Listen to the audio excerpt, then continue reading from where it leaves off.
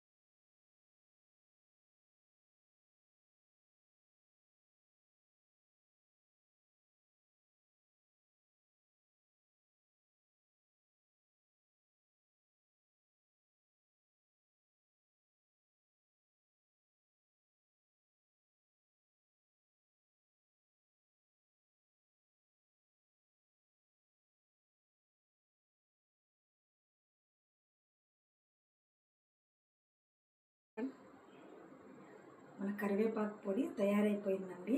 ఈ పొడిని వేడి వేడి అన్నంలో నెయ్యి వేసుకొని దీంతో పాటు కలుపుకొని తింటే చాలా టేస్టీగా ఉంటుంది.